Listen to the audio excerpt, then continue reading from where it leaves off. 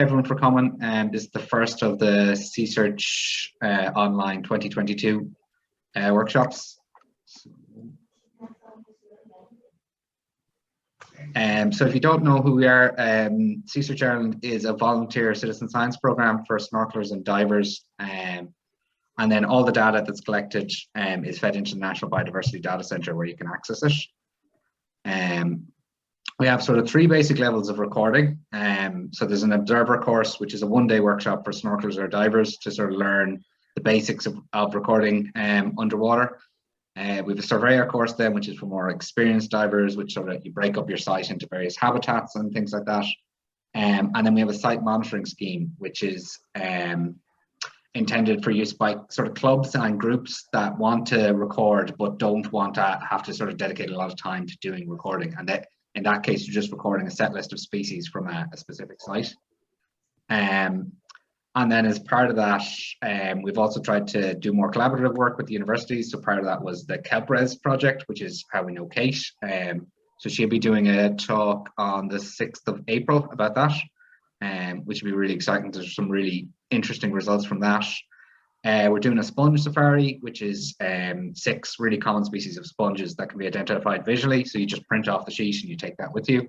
We're going to get the sponge recording project back up and running again, which is where you collect samples of cryptic sponges, so sponges that can't be identified in the field, and send them off to us, and we get an expert to identify them. And then we're doing our video monitoring, which is the Serpula workshop, our Serpula project, which we'll be talking about on the 23rd of February. Sorry. So Mary, did you have a question?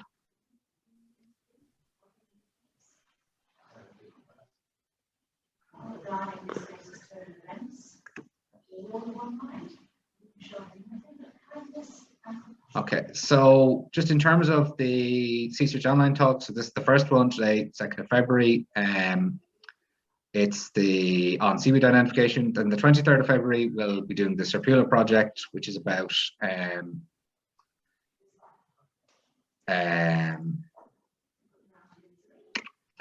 our Serpula monitoring, our Serpula video project in Galway. Sorry, there's loads of notifications are coming up while I'm doing this. I'm not that drunk. And then the 6th of April will be I forgot I recorded this. And then on the 6th of April, we'll be talking to Kate again about the kelp project, which is really interesting. And then on the 13th of April, Maya Harries, who's working on the Ray project, so we're looking at Ray nurseries in Ireland, we'll be doing a talk. And in between that, once we sort out the dates, we're also going to do things like photo identification and hopefully some stuff on sponges. All of the workshops will be on our website, www.seasearchireland.ie/events, or you can email us at seasearchireland@gmail.com to get on our mailing list. And then I suppose just before I hand it over to Kate, I am aware that some of the people on this probably aren't divers or snorkelers, in which case if you want to record seaweeds in Ireland, the Explore Your Shore project run by the National Biodiversity Data Centre is the way to go. So you can submit your records through there, and they do interesting things like the I think Seashore Spotter, where you can take photos of things that you see on the shore and upload them. And David Wall runs that in the National Biodiversity Data Centre, and he's very helpful if you have any queries or anything like that. He'd be able to help you out. So I'll stop sharing at this point, and I'll hand over to Kate. And I suppose just to say thanks again, Kate, for doing this. I know you've got a long day ahead of you. Can you share your screen? Yes, go ahead. Perfect. All right, well, thank you very much for having me. So I'm going to focus on seaweeds. I'm just going to have a chat about what they are, how you can tell them apart, all the different intricacies of their life cycle and so on. Before I get into specific Seaweed ID, actually I should have, hold on a second, I'll be right back.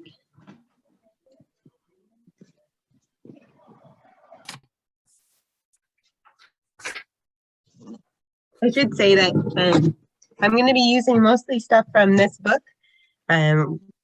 So if you guys are really interested in Seaweed ID and you don't want to rewatch this talk on YouTube a bunch of times, I think it's a really good purchase. And it's, this is the new version of it, and it's got a lot of stuff in it, especially reds that are really good. Okay, so let me see if I can. So seaweeds are algae, and I think a lot of people think of algae as being kind of pond scum, nasty stuff that grows in rivers, and unpleasant in general. But actually, it's a really large, diverse group that includes the seaweeds. So it includes everything from the phytoplankton, the diatoms, the dinoflagellates, things that cause red tides, to the kelps, to the red algae and the green algae, which are the ancestors of land plants. So generally, we classify seaweeds in 3 different groups, basically, loosely around the color that we can see. So red, green, and brown algae. And they're actually not very closely related. So if you look at this phylogenetic tree, the browns are actually more closely related to things like the haptophytes, which form that chalky substance that creates the white cliffs of Dover. And then the reds and greens are somewhat closely related, and again, more closely related to glaucophytes, as well as the land plants. Some of the species that we look at can be very confusing. So some of the reds can look brown, some of the browns can look a little green or red, especially if they're being exposed to high amounts of sunlight or other environmental stressors. They start bleaching or they start changing their colors. So we use a lot of different characteristics, not just color, to kind of tease between the common species that we're going to talk about today. Now, seaweeds can be found in very specific zones on your shoreline, and that can help you identify what you're really looking at. So if we think about a rocky shoreline, these are generally going to be on more exposed coastlines. You have very distinct zonation across tide heights. So you have a Pelvicia zone at the very top of the rocky shoreline, where you'll also find like periwinkles and limpets. You have sometimes like a barnacle zone that includes a lot of the rockweeds. And then you start getting to your low intertidal zones, where you start seeing more kelps, more reds and green algae, until you get to your very subtidal region, where you start to see domination by different kelps and such that like a lot of water motion. So these are very dynamic coastlines. They have very strict zones. While you're kind of sheltered coastlines, you might find, for instance, inside Kilkerran Bay, inside Killary Fjord, for instance, won't have such distinct zonation, and you'll have domination of one specific species until you get to the subtidal environment. So for instance, if we were to go even to Coral Strand, just north of where we see Coral Strand, you'll see dominance of knotted egg-rack, Ascophyllum nodosum, in the intertidal, although you'll have a Pelvicia zone on the very top of the rocks. And then you'll see maybe some kelps, or maybe some more subtidal species like Bifurcaria bifurcata kind of take over. And then in the shallow subtidal, in these zones, these tend to be very sediment rich. So you might end up actually not seeing an algal dominated zone in the subtidal here, but something like your sapurlid worm reefs that Rory is going to talk about at the end of the month. So the environment dictates a lot of how we see these communities, right? So these are photosynthetic organisms. They require a lot of light, but they also require a lot of water. So there's a lot of interplay between all sorts of abiotic factors, and wave energy is going to dictate how much light and heat and all that sort of stuff is reaching different regions. So if you know what your species likes, you're going to have a very easy time finding it, along your coastline. Just feel free to raise your hand if I'm talking and if I'm speaking in tongues or if anything's confusing as well throughout this talk. And so seaweeds, I have to touch on this, even though it's somewhat complicated, because it affects how what we're seeing with the naked eye. Without microscopes, you can't see most of seaweed life cycles really, because they're very complex. And in fact, that complexity has led us to believe that certain species are more than one species until we've had the genetic tools and stuff to sort of tease apart how these life cycles work. So what do I mean by life cycle? Generally, I mean how a species moves from adult to reproduction and then goes through its ontogeny. So if we think about a human, we are made of cells that have 2 sets of chromosomes. We call that a diploid organism, or if we're talking about in seaweed terms, we would also say potentially, no, I'm not going to go there. So we're a diploid organism. So here we have our 2 sexes, biologically defined sexes, so male and female. They have reproductive organs that undergo meiosis, reproducing cells that have 1 set of chromosomes. So these are haploid cells. Those then fertilize or sexually recombine to produce another diploid cell that then grows and develops into the adult stage for a human. In seaweeds, this can be really complicated. So you can have actually separate, what seemingly look like adult forms that are diploid, haploid, and so on. Or you can have forms that don't look like each other at all. One might be a crust and one might be an erect seaweed that are just simply the diploid and haploid stages. So one example here is, this is a picture of ulva, and you have over here on the, let me see if I can shrink this. Over here on the right, you have a mature sporophyte that happens to be diploid. This produces zoospores through meiosis. So again, producing cells with 1 chromosome pair that then grow into what seem like the same type of adult stage. We call this isomorphic. They take the same form. Those then produce gametes just through mitosis that recombine and form a zygote that's diploid, and then the cycle kind of continues. So these life cycles have likely evolved constrained by their environment, so just simply natural selection, and they vary across groups of seaweeds and across families and even within species. So this is an example from an Irish seaweed, Laminaria hyperborea. We have our diploid sporophyte here that produces zoospores through meiosis. These are haploid. They form microscopic gametophytes. So you can't see them with the naked eye. They live in the biofilm of marine habitats, or in the benthic part of marine habitats. And then these then sexually recombine, and the diploid sporophyte grows on top of the female gametophyte, or maybe becomes detached from the female gametophyte and grows freely into what we consider kelp and what we see forming forests. With red seaweeds, it can be even more complicated. They have 3 stages, and these may all look the same, or they could look completely different. So this is Chondrus crispus. You have your gametophytes, which are again haploid. These, the male fertilizes the female. She has then a diploid stage on her thallus, which is what we call like the plant of a seaweed. That then produces diploid cells in the cystocarp that form into a diploid individual that produces haploid tetraspores through meiosis. So 3 different stages, essentially kind of doing stuff, but wherein you have a carbosporophyte that potentially maximizes the products of sex or amplifies the products of sexual recombination. And that might be an adaptation to the environment as well. It just depends on the species.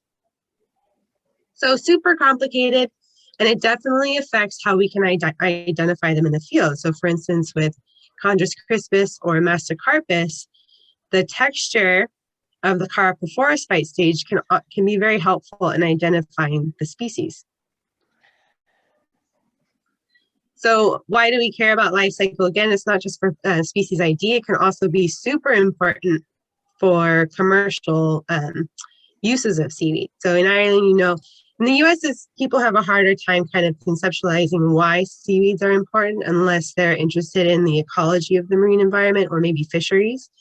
But, you know, I think that we have a very close relationship with the marine environment and aquaculture in Ireland and seaweed harvesting, in fact. So you'll know that it's very important to kind of understand how these environments are doing in present day and how they might do in the future, but how you might optimize potentially seaweed life cycles for commercial usage. So this is just an example of a commercial species. This is Porphyra, this is nori. So it's very, very important to Asian cultures, specifically Japanese and Korean, you know, kind of food cultures. So Porphyra has a very specific Cystosyrus stage that they didn't really know about early on in aquaculture. And the aquaculture industry actually kind of collapsed until they discovered that this filamentous Cystosyrus stage, which they thought was a separate species, is actually what is kind of spawning the conchospores or the seed that they use to kind of well, I guess I have to say seed, floating nets and stuff that they use to grow and harvest nori on. So it's very important, and we use certain aspects of the gametophyte life cycle in kelp to seed, you know, lines as well, like for instance in Bantry Bay, and start doing aquaculture with kelp. Okay, so like I mentioned, a lot of what I'm talking about is going to be in this book here, Seaweeds of Britain and Ireland. But there, if you want to get more in depth and really start keying out, especially the red algae, there's a really good volume of books called Seaweeds of the British Isles. These are kind of, most of them were put out in the 1980s. Most of what is written in there still holds today, but there are, of course, every year there are species names updates. And even in this book, some of the names aren't current anymore. So you just kind of have to keep on top of that as people start teasing apart, you know, true phylogenetic relationships within the seaweeds. Okay. Let's see. All right, so I just want to mention before we really get into picking apart, I've cited the source of most of these images. A lot of them are from seaweed.ie, which is also a great online resource for Irish seaweeds. So these will be a lot of the very common species, maybe 40% of what you might find in the Seaweeds of Britain, Ireland. And Mike Geyrie is responsible for a lot of that photography. So big credits to him for most of what we're going to be looking through. Okay. So in order to understand how to key out seaweeds, we have to talk a little bit about morphology.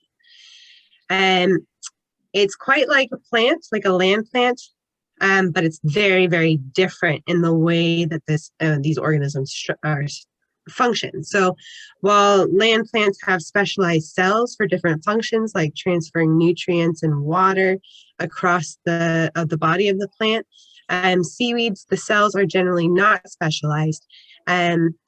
But kind of they all have potential to do photosynthesis, potentially reproduce, and so on. So, but the structures look similar. They can be analogous. So with kelps or any of the seaweeds, we have what we call a holdfast. This can be kind of claw-like.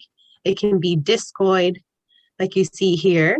And that's it's a good characteristic to look at for a lot of species when you're trying to identify them from closely related or very similar looking ones.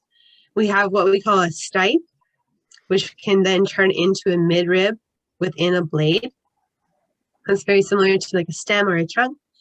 And then we have a frond or a blade, which is quite like a leaf. Generally we'll say blade, and this can be around a midrib. It can be reticulated like you see here. This is basically sugar kelp right here. There can be air bladders or reproductive structures within that blade. So here's an example of a species. This would be like Dictyota here with reproductive structures throughout the blade. And then it can have very different branching patterns, which you might then say, you might start calling them branches or fronds. Some of the branching patterns that we might see that are very useful for helping key out, especially the red algae. You have alternate branching. So every other branch is going a different direction. You have pinnate or disticus branching, quite like a feather. Unilateral or secund, so branching only on one side. There can be spiral branching, so it moves around the central axis or this midrib, quite like maybe like a staircase. You have whorl branching, so branching at one location in multiple directions. Decussate, meaning it's almost like alternate branching, but on two sides. We have dichotomous branching, so forked branching in a series, trichotomous branching in three directions in a series, and then cervicorn, which is quite pretty, so you'll see this in coxcomb in a few species that we'll talk about, where you have kind of U-shaped branching, for lack of a better word right now, in a unilateral plane. We also have a lot of crustose morphologies. So if we look here, here's some examples of coralline algae. These are from tropical reefs, but they function the same way on a temperate reef. I actually think that the one here on the right is from a temperate reef, and maybe the source is marlin. Basically, encrusting forms can mimic what is beneath them. So you can see that here with this coral bunny. They can kind of have their own fan-shaped structure, which is what you see here with this Tritanoderma species. They can also be free-living crustose morphs. So that's generally we call that a rotolith. They form free-living balls that then roll around, and they can form their own habitats, rotolith beds that are very productive, mostly in secondary production, so a habitat for other organisms. And they can also form what we call marl beds, although this is generally referred to as a branching coralline algae. So we're going to start with the red algae in terms of ID. Feel free to raise your hand and ask a question if you guys want to. I'm not really following the chat, but I can open it up.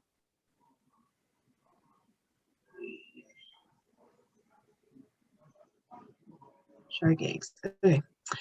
So if we stick to coralline algae, going from the crustose corallines to this, one of the more common ones that you might see, especially in the intertidal, is going to be Corallina officinalis. So the coralline algae that you see in this branch structure, we generally call these the geniculate corallines.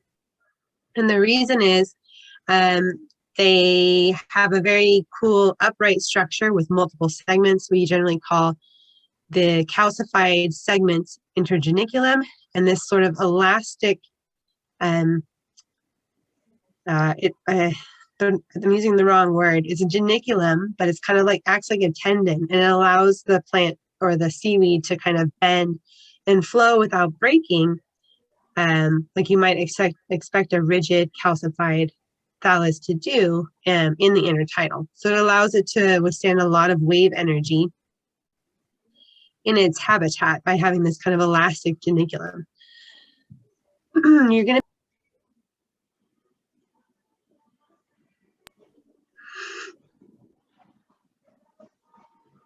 Am I muted still? No, I think I'm okay. You're going to be able to identify a lot of coralline species based on the shape of the intergeniculum itself. So it has this very specific heart shape in this drawing here, and then the pattern of branching used. So for instance, if we look at Ellisolandia elongata, that's pinnate branching quite like a feather. So Corallina officinalis is what you're going to see from the subtitle, and very common in the intertidal, forming large turf communities. It can be very important habitat for a lot of species. It can be confused with Corallina cespitosa, but you'll see that the branching and the shape of the intergenicula can be quite different. So if you see some sort of squat intergenicula, you might want to refer to your key in this book and sort of look at the shape and see if you can compare and contrast two different individuals to find out what species it actually is. Elastolandia elongata looks very distinct, but it can, all of these species can be damaged by the environment, start bleaching or so on, and they can be kind of confused with each other. For a lot of these species, quite like the encrusting coralline algae, sometimes you have to revert to molecular ID to get a real true species ID if you were to do, for instance, a scientific experiment. So they can be very polymorphic, meaning they shift their shape depending on the environment. They can be kind of tricky. So with marl and with coralline algae, we generally don't talk about species level. I think that it's assumed that many of the marl beds are formed by Phymatolithum calcareum. This is in the book. Across, for instance, Galway Bay. However, they probably need to be molecularly identified to be really certain about that. Texture is very important in understanding what species you're dealing with. So for instance, if you're in their title and you see a red encrusting species, oftentimes you kind of want to poke it or scrape it with your fingernail, and that's going to tell you whether or not it has calcium carbonate embedded within its cell wall, like the coralline algae, or if in fact it's a fleshy encrusting species. And we have multiple species of red encrusting algae, as well as brown encrusting algae in Ireland. So it can be a little confusing. This here is a picture of Hildenbrandia species. I believe it's from chegg.com. Very hard to identify these guys as species, again, without molecular tools. And then this here is Ralphsia verrucosa. It's very common, encrusting mobile invertebrates within the intertidal, as well as rocks and so on.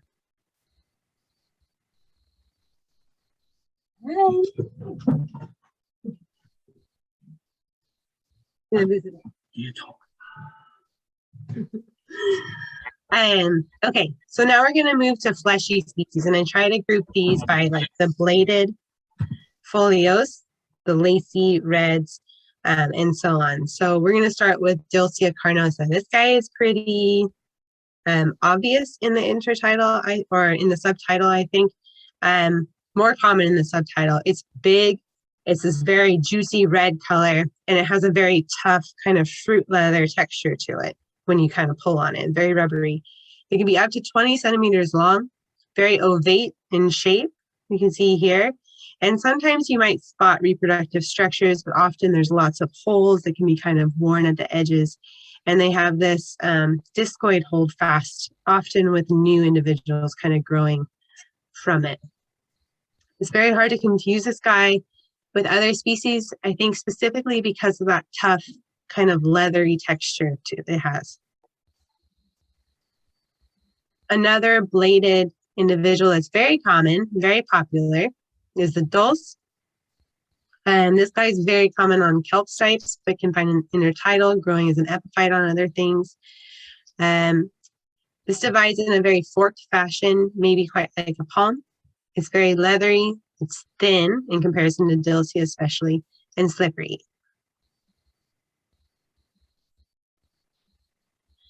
Another bladed one is Ficojustreubens. This has oak-shaped leaves. It's often found on kelp stipes, but you can also find it in the bedrock in the subtitle. It's a very flexible midrib that you can see here. It often looks a little bit fuzzy if that's an older individual. And there's a tooth margin on the edge of these blades here. It could potentially be confused with Deltacarnot sanguinei, but if you look at them, you can see, okay, well, the structure of the blade looks very different. But if they're not right next to each other, you might get a little confused because they have that fine blade structure with that midrib. And Deltacarnot is generally an ovate shape. It doesn't have that tooth margin. It generally has a tough midrib when it gets older, especially. You have this tough structure here, and it can be up to 30 centimeters long. This is often an epiphyte on kelps as well, but you can find it growing on the subtitle bedrock too. Okay, so now Medicalphyllis lazinata. I think it still says Calophyllus in many books.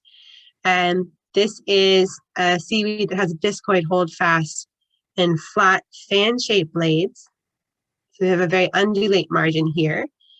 It branches into what we call wedges, and it has very rounded edges, not quite like Mickey Mouse ears that you'll see in some of the Rhodymenia species if you're getting into your more fine taxonomy with the red algae. You'll notice there's no midrib here. No midrib whatsoever. So that's a pretty big signifier that it's Medicalphyllis. Very often found as an epiphyte, but also growing on bedrock. We have our beautiful eyelash weeds. These are in the Calophyllaris genus. More common, I believe, in my experience, is ciliata. There's very elongate oval blades. You see that it doesn't have a discoid holdfast. It has haptera or a claw-like holdfast. There's little tassel growths on the edge of the blade in this species, which give it its common name, eyelash weed. And then it can be confused with an jubata, but the thing to note is the size here. So jubata is generally a thinner ovate species. It has blades coming off the central blade here, and it's going to be a little bit smaller than Calophyllaris ciliata. Okay, a very common species in Ireland. It's also called Irish moss. It's Chondrus crispus. So you'll probably find this sold in a grocery store. People often use it to precipitate a lot of the cloudiness within a beer. And when they're brewing beer, it's just like a useful species because of all the secondary compounds it produces. And this is a very regularly branched species. So we call this dichotomous branching. Generally 2 to 3 orders of branching. You can find it in both the subtidal and in rock pools, maybe more common in rock pools. And unfortunately, it can be confused with a lot of species. So you really have to be familiar with not only the way it looks in general, but the way its different life stages look like within the life cycle. So for instance, in the subtitle, it can be confused very easily with Rhodymenia pseudopalmata, as well as many within the Rhodymenia genus, although they're probably a little less common. I'm saying that from my experience, however, there's not a ton of subtitle psychology going on in Ireland. So, I'd be happy to be proven wrong. Okay. In the intertidal, it can be very easily confused with Mastercarpus stellatus. But one nice way to tell them apart is the fronds are channeled in Mastercarpus. So if you feel along the blade, and you can generally see it has a rough edge. And then female gametophytes in Mastercarpus have a very large bumps or papillae, because they're more scientific word. And it can also be confused with Gymnogongrus crenulatus. But one nice way to tell this apart is just like the size of the blade in branching, and the length of the different branches, and the size of the whole thallus in general. This tends to be a little bit bigger than Chondrus crispus. Okay.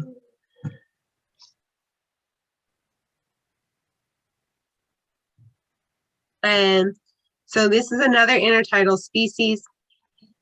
He's very common, Odenthalia dentata.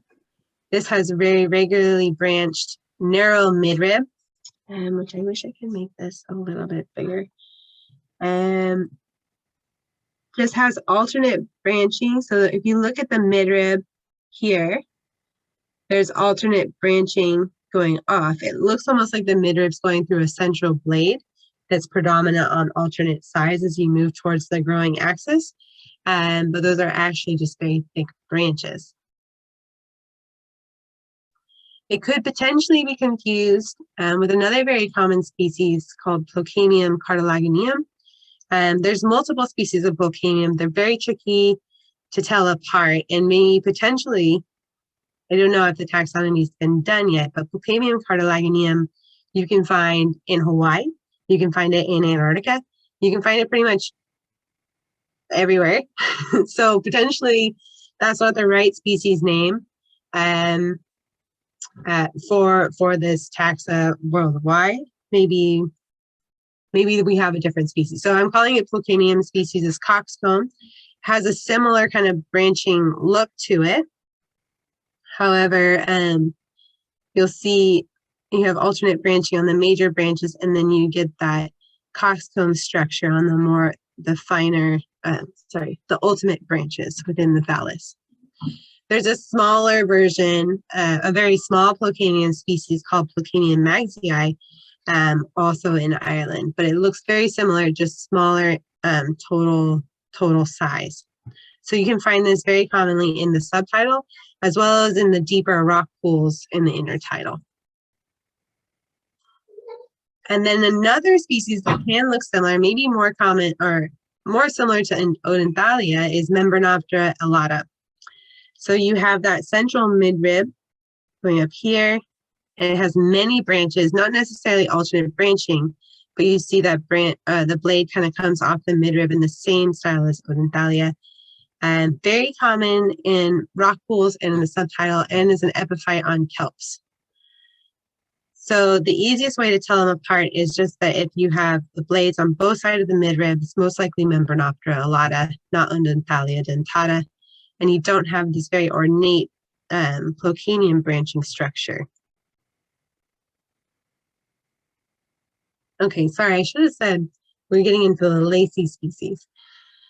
Okay, so this guy is Pilota glennari. He has a discoid holdfast, very common in the subtidal, has irregular branching with distichous opposite branches. So the irregular branching is referring to the main axis right here. So you can see that you have these large branches kind of coming off randomly that then have distichous opposite branches on them. It's pretty distinct.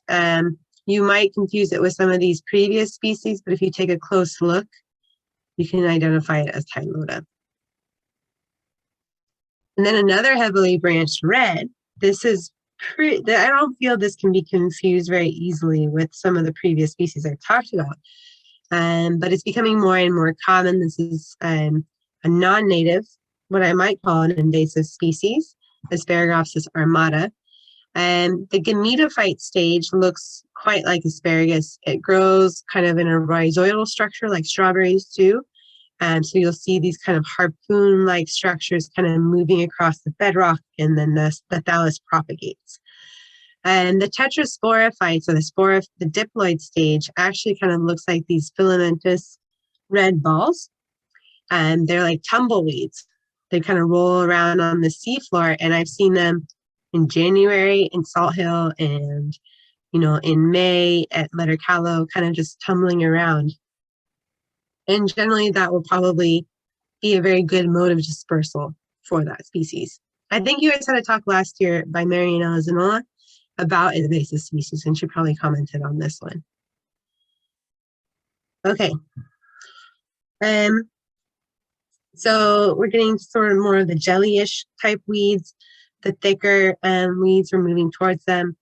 This is a very common genus that you'll find in the intertidal, Osmundia species. It has a very distinct smell when you kind of pick it up and put it and sniff it. It has irregular alternate branching. You can kind of see here, although it looks very uniform. Like if you look at the whole mat of them, generally you'll have an iridescent sheen, so bluish to greenish kind of reflectance kind of coming off of it in the intertidal. It grows up to 20 centimeters in size, generally found in kind of, I wouldn't say turfs, but like large mats in the intertidal.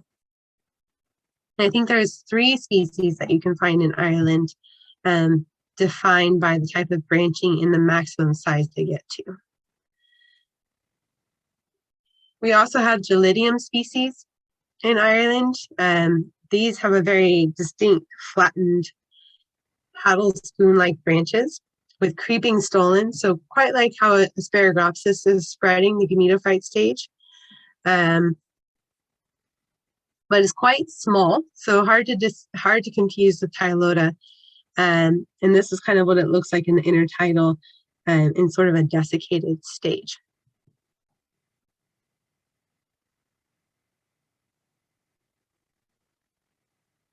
Okay.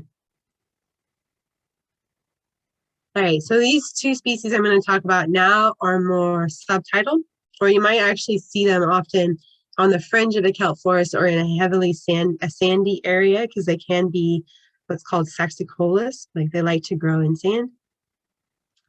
So Polyedus rotunda, this is a forked, so dichotomous branching structure, multiple levels. Like this one has about 5 different levels of branching, and generally the branch is going to be, or the frond is going to be circular in cross section. So what I mean by that is that if I was to cut this blade right here, or this frond, with a knife and then look at it head on, it would probably be more ovate or flat in structure, while with Polyedus rotunda, and maybe this is where it gets the species name, is circular in cross section.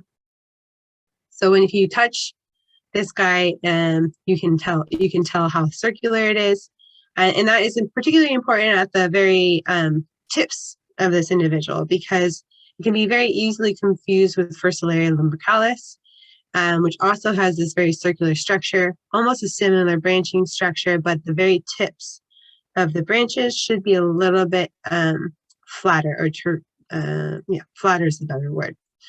If you're very uncertain about what species you're looking at, but you think it's one of these two, you can always look at their hold fast. So this one has a discoid hold fast, while this one has a claw-like hold fast. So you can just, essentially lift up its skirts and see what it looks like to get the right species ID. Both of these guys, when they are reproductive, and this is true for many of the species, when they do become reproductive in their sporophyte or diploid stage, they can get swollen regions of the frond or thallus that make them look a little different. So for Furcellaria, I believe it's the edge at the apical margins of the frond that become reproductive, and that's going to change how it looks. And that's when these books come in handy, because they can have information or references to how to tell that apart, the reproductive structures apart. Okay, speaking of swollen, we have our jellyweeds.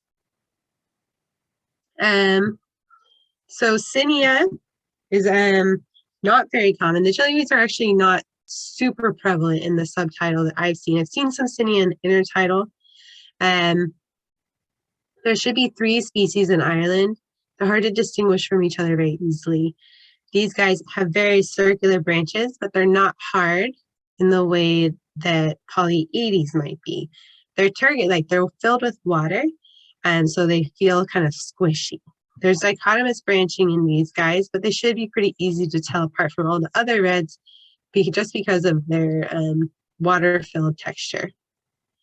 These might be confused with the Laminaria species, but the type of branching and the cinched segmentation within Laminaria, I think makes them very distinctive. They look a lot like balloon animals. And these guys are epiphytes on kelp. They can be common in the subtidal as well as the intertidal.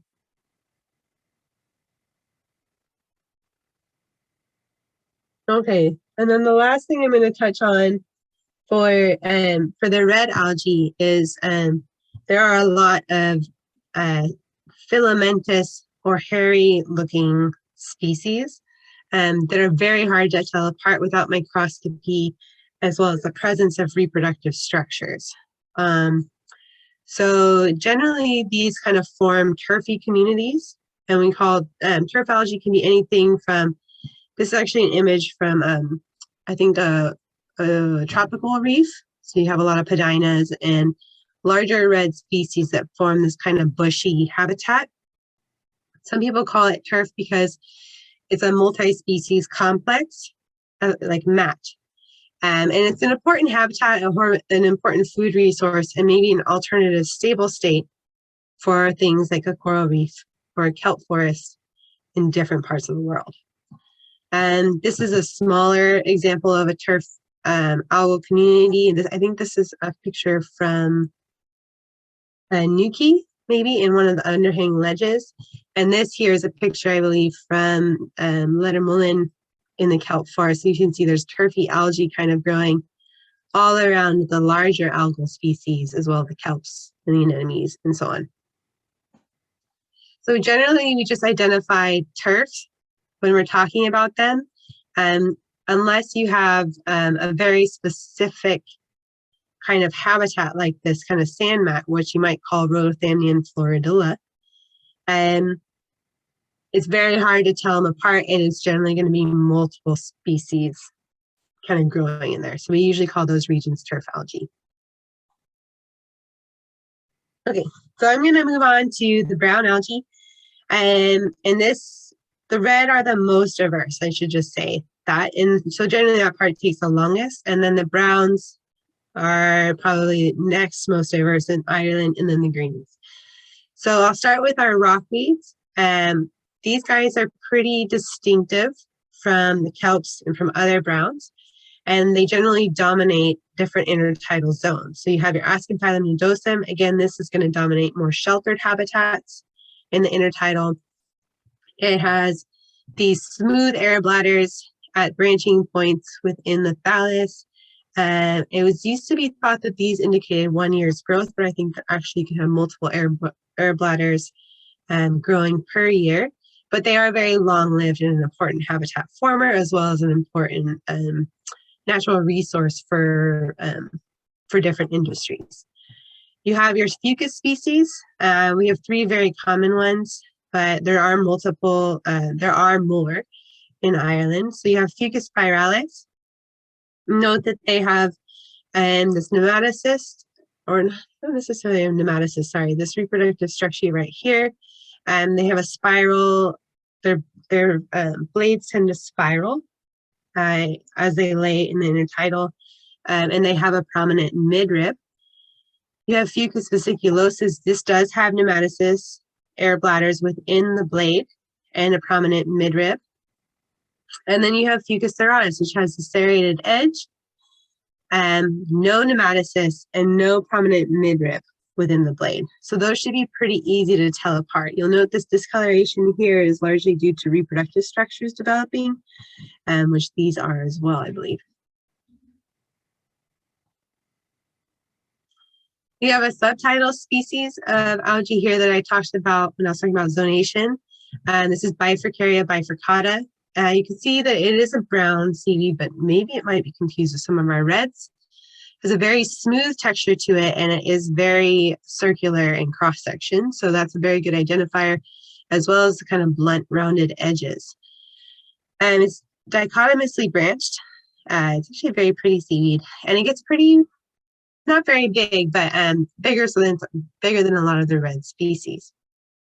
Becomes very twisted in current or water flow, but it should be pretty easy to distinguish from all the other browns. We also have Pelvicia caniculata. This is an upper intertidal rockweed that's very hard to confuse with any of the fucus species. It forms these kind of turfs, and it can get very dark after long exposure times, which can live for a long period of time without water. And then it changes its appearance as it becomes reproductive. So you can see right here, there's starting to be a swelling of the apical margins of the blade here. And that's just its reproductive structures forming. All right. Next, we have our Cystosyrus species, which are really important habitat formers in the Mediterranean, as well as Spain and Portugal. And we have 5 species, I believe, that have been identified in Ireland. And they're pretty tricky to tell apart, though, without looking very closely at specific structures. And they're not called Cystosyrus species anymore. They're now reassigned to the genre Araucaria and Gongolaria. So Gongolaria baccata is called the bushy berry rack. You can see that it has nematocysts within the branches here, generally pea-sized and sometimes in chains. This species does not form a lot of iridescent structures. So that makes it a little easier to pick apart. Seed and Gongularia noticalis is called a rainbow rat because of the iridescence. The vesicles here might be inconspicuous, so less apparent than you would see in Gongularia baccata. And then the iridescence should help tell apart those ones. These two species, I believe, are bigger than Ericaria Solanginoides, which used to be Cystosyrus temericifolia. So this is highly iridescent, has a cylindrical axis, but that can be kind of hard to distinguish. And it does have vesicles, but in this picture, they're not very apparent. This would be a smaller species. These can be maybe confused with Halydra silicosa, although Halydra gets to be over 1 meter tall in a lot of places. And I think it's very distinctive because while these guys are branching, it looks like on all planes, so they're very bushy in appearance. This is bigger, and you can see that it is actually branching in one plane very easily. Has alternate branching and very thin air bladders distributed throughout the thallus. Very bushy, very common after you get to the low intertidal. If you're moving towards the subtidal, maybe like 2 to 4 meters deep, very common in that zone. And then we have a non-native species, potentially you could call it invasive, Sargassum Unicom. And I'd say that this could be easily confused with some of the Cystosyrus if you're not paying close attention. It does have iridescent structures. It has alternate pinnate branching, very spiny blades that help distinguish it, and then these very round air bladders. And it can be up to 4 meters tall. Oftentimes it's not growing in a bush structure, but maybe just straight up and down in the water column. And you'll often find it in sort of shallow habitats, maybe an estuary, maybe near a harbor, or just above a kelp forest depth-wise. Okay, so I'm going to touch on the kelps. We have 3 species of Laminaria that are common in Ireland. So you have Laminaria hyperborea, Laminaria digitata or oarweed, and then Laminaria ocraluca. I actually shouldn't say ocraluca is common, but that are found in Ireland. Laminaria digitata is probably our intertidal dominant kelp. The oarweed kind of structures that low intertidal zone to the upper subtidal zone, and it can be found throughout the subtidal, especially in kelp forests, either as an epiphyte or growing on bedrock, but it's just not nearly as common as Laminaria hyperborea. You can easily distinguish it because it has a kind of claw-like holdfast that's very planar, like flat. It has a very flexible stipe that doesn't have anything colonizing it really. And then it has a very paddle-shaped blade that's broken into multiple fingers. Laminaria hyperborea has a very stiff stipe. So this is a picture of it at low tide. And this would be somewhat more rare to see hyperborea growing in this part of the low intertidal. It's more of a subtidal species. You can see it has a very stiff stipe and a lot of stuff colonizing. It's an important habitat for red seaweeds, which I think I kept mentioning when I was talking about distribution of some of those reds, but also really important for sponges, for a lot of mobile invertebrates, tunicates, and so on. It has a very big claw-like holdfast, and it actually lays down new haptera or new layers every year as it grows. And this guy, while Laminaria digitata is commonly living from like, let's say 2 to 4 years, I think 4 is the oldest individual I've seen. The Laminaria hyperborea, the oldest individual I've found, is 15 years old. And generally they'll live up to like 8 or 9.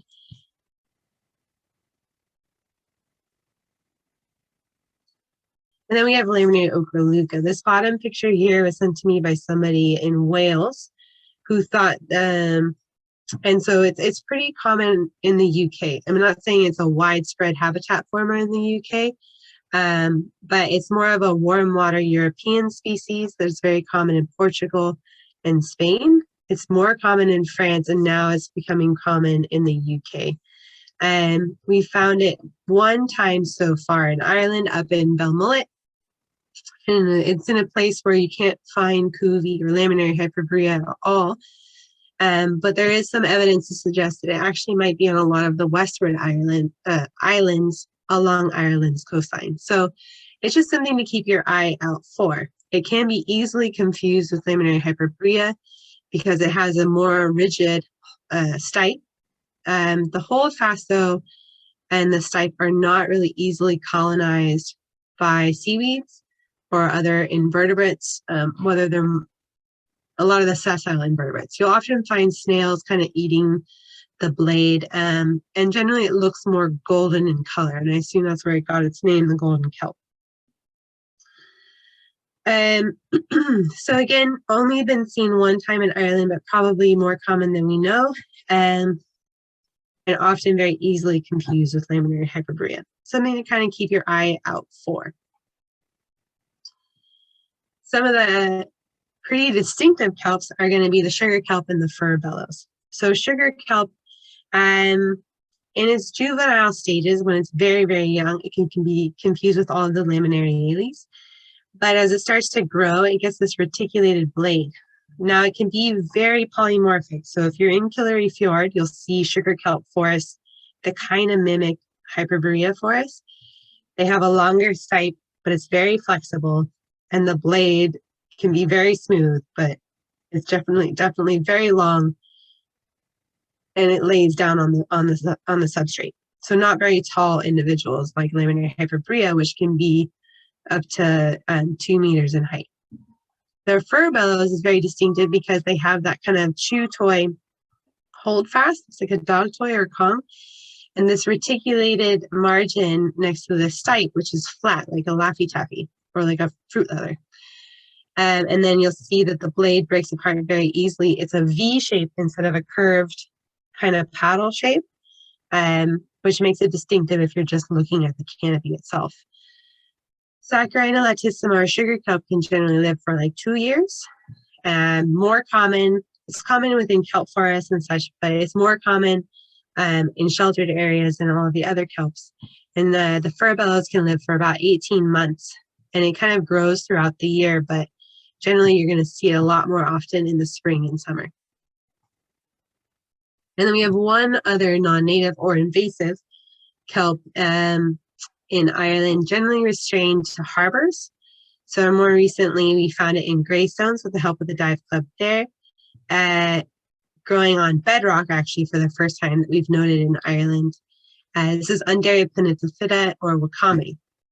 So it can be potentially confused with Saccharisa because it does have the same type of reticulated margin at the base of its stipe, but it has a midrib throughout the blade and these kind of undulate margins, and it breaks like so easy when you pick it up. So it's the thinnest kelp that we have. It's quite like a very bladed red or like porphyra even in its texture. And this guy only lives for a year, but it seems to reproduce throughout the year in its cold regions, the cold regions that it lives in, so like Ireland.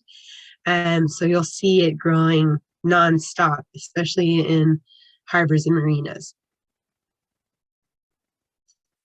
Okay, some of our smaller browns, and I recognize that I've been going for an hour, so I'm going to try and be quicker. So this guy you'll see in the intertidal or the shallow subtidal. This is Colpomenia peregrina. It has a very sac-like appearance. Then it could be confused with Lithisia marina.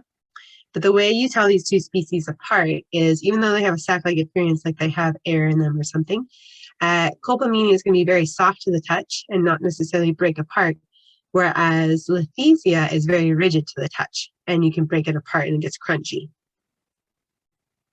Generally, Lithisia is going to be smaller than Colpomenia as well.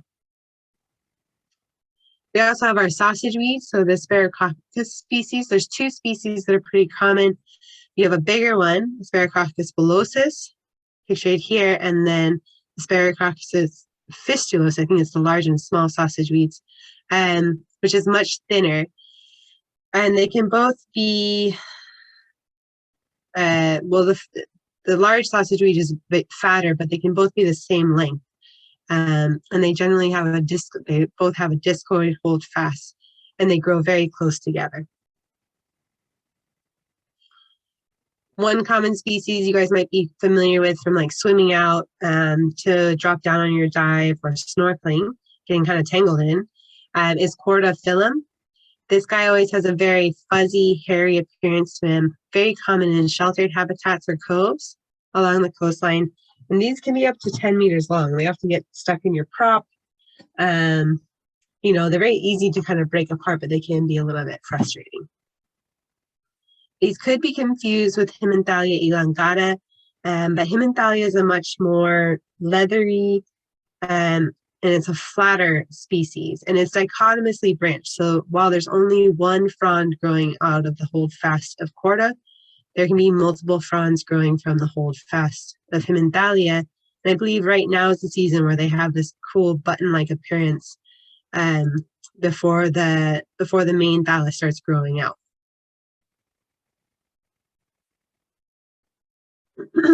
Okay, so down to our smaller turfy subtitle species. Here we have Dictyopteris polypodioides.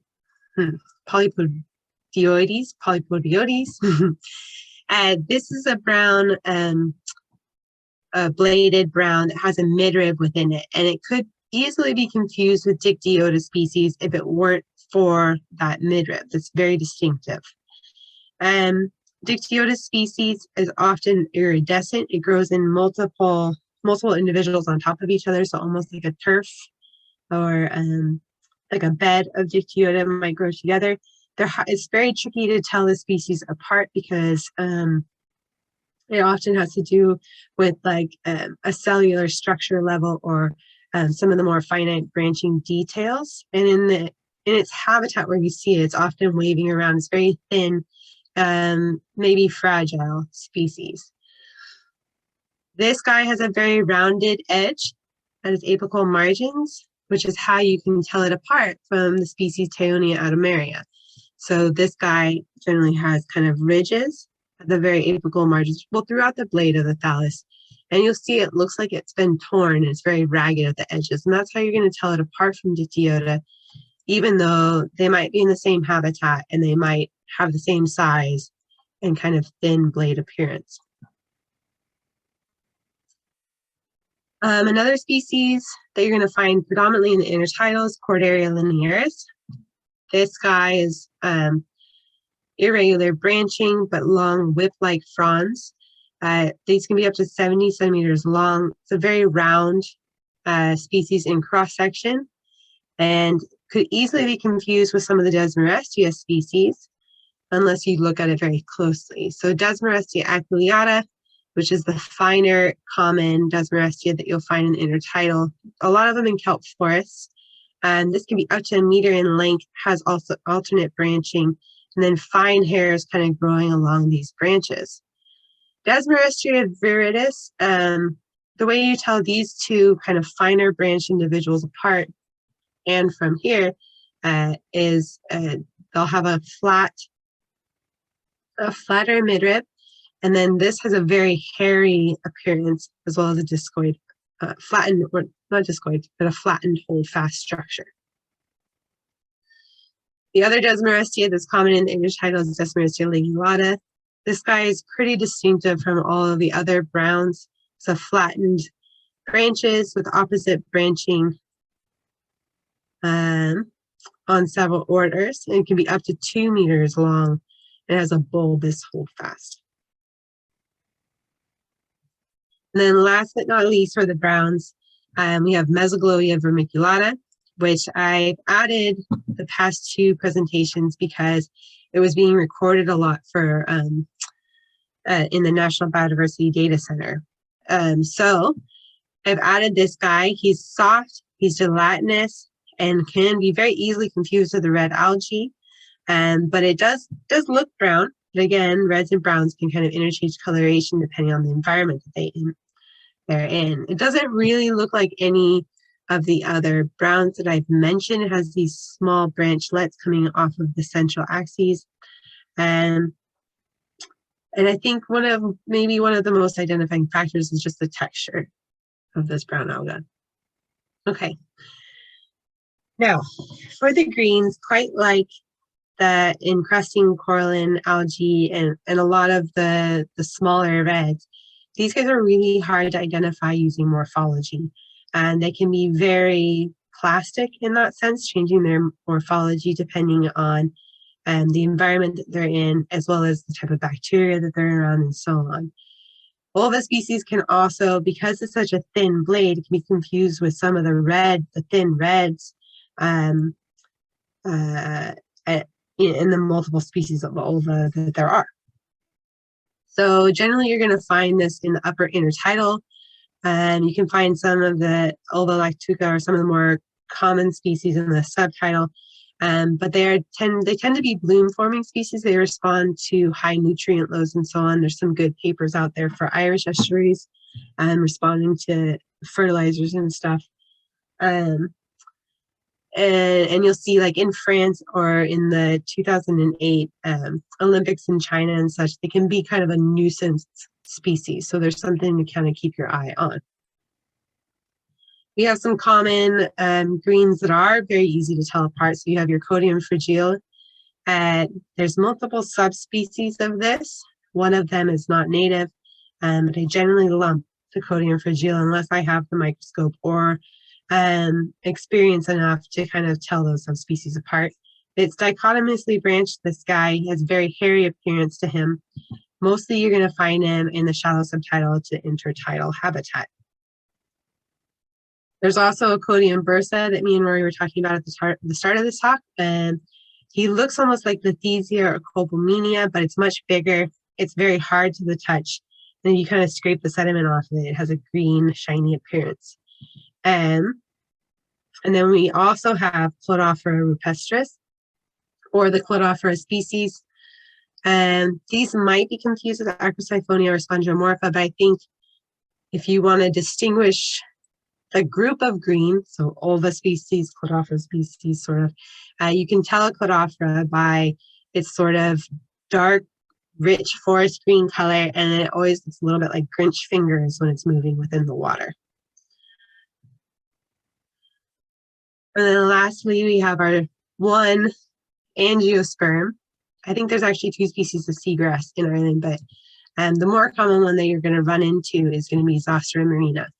And this is a very shallow, maybe not always shallow water species, but more commonly found in shallower waters, subtidal to intertidal, and it forms large beds that are very important ecosystems and potentially blue carbon repositories.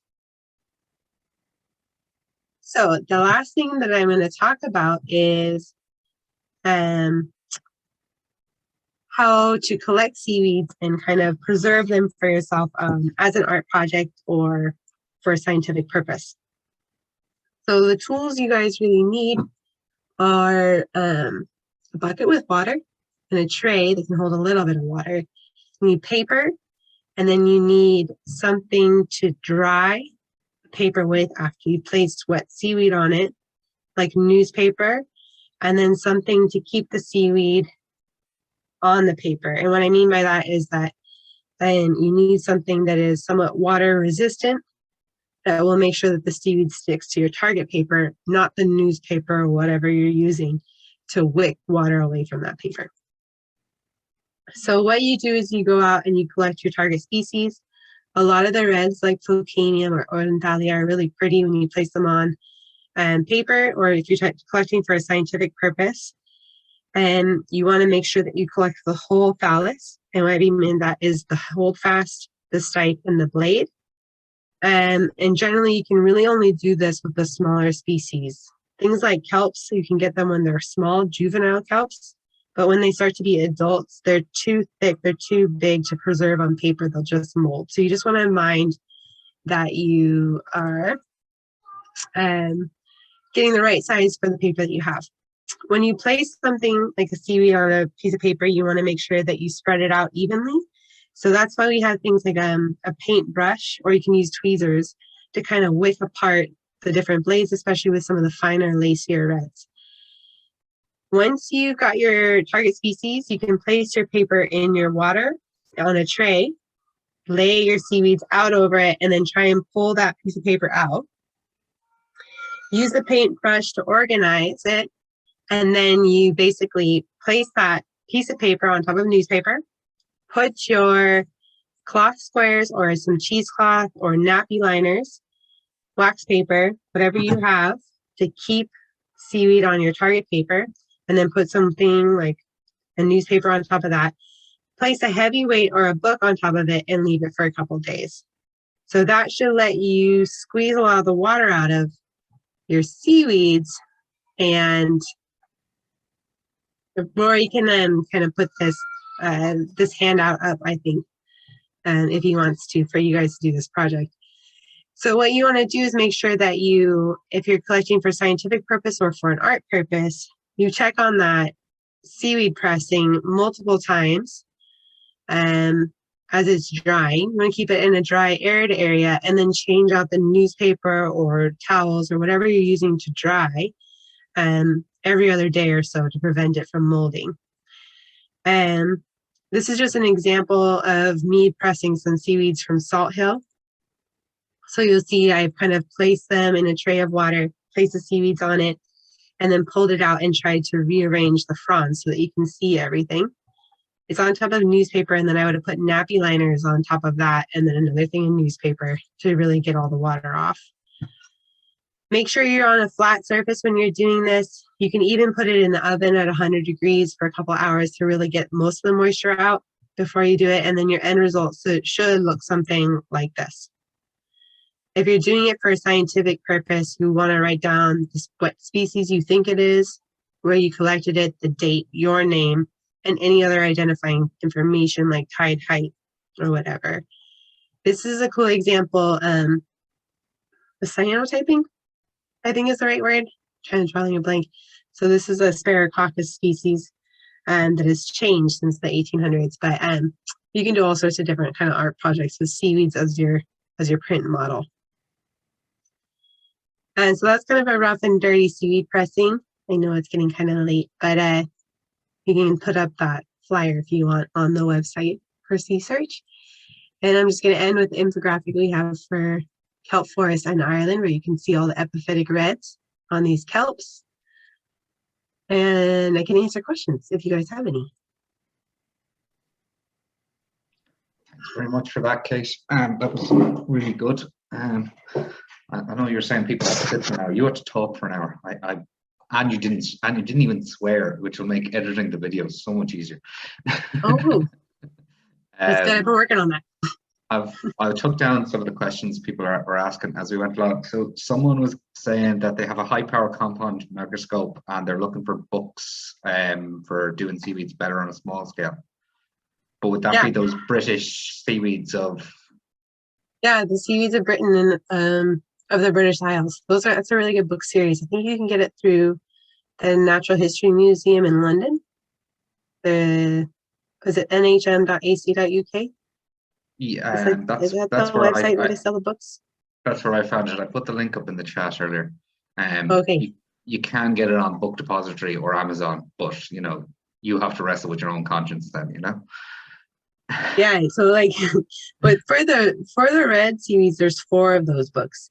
So I think there's probably you want to just, if you're going to get into the microscopy, you might want to skip the Porphyra book, which is just going to be Porphyras. Or the pyropias. And it's all kind of been updated also.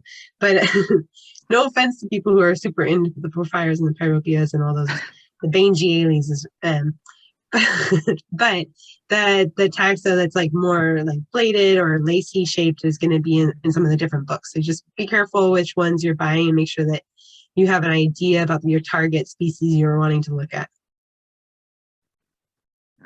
And someone was asking, is the iridescence only visible whilst the seaweed is submerged, or is it noticeable when the seaweed is out of the water?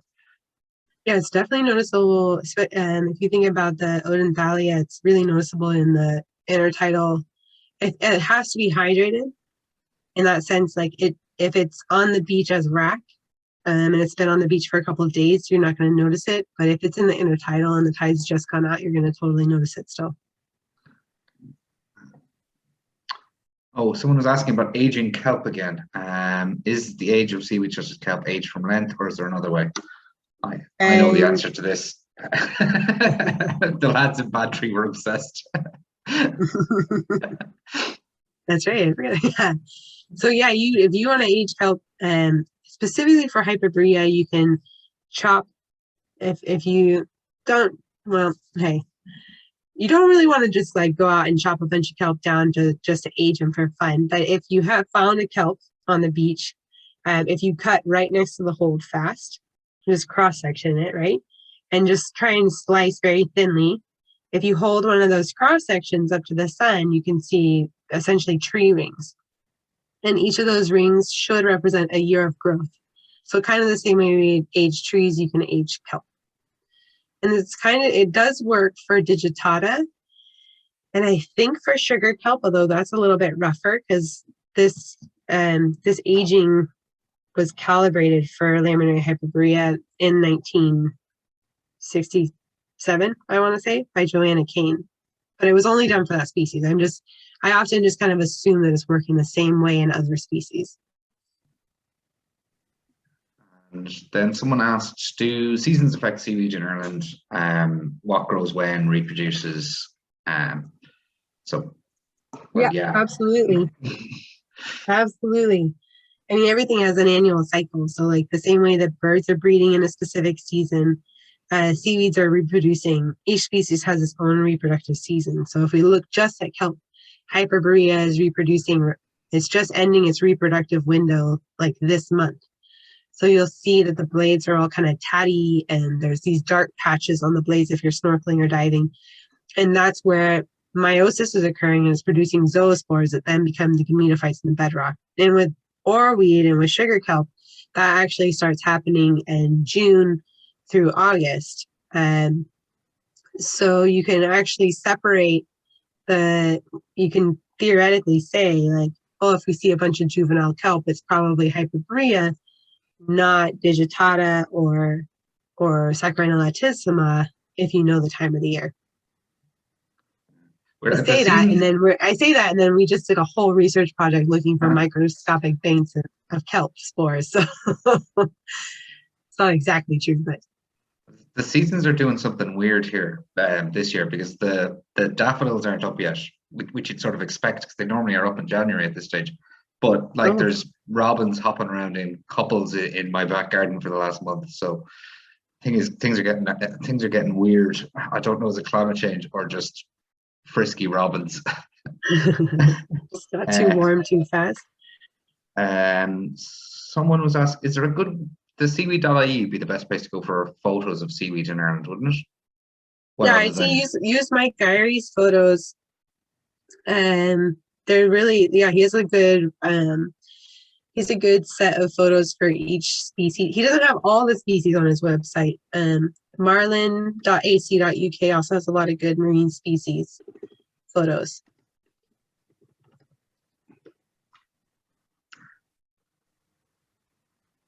I do always intend to put the cameras in at some point into a kelp forest, but I'm still after doing remember trying to find your squares. I'm like, if I put the GoPros in and go off for 2 hours and come back, I'm probably never going to find my GoPros again.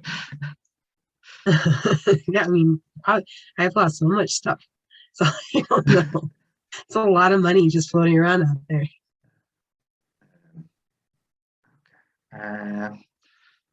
Yeah, unless anyone else has any questions, we might wrap it up there. Thanks so much, Kate, for doing this. I appreciate that you have to go off and work a whole day now after this. Slightly disappointed Ernie didn't come in and like really embarrass himself in such a way that we could play him back the video when he's 18. But you can't have everything.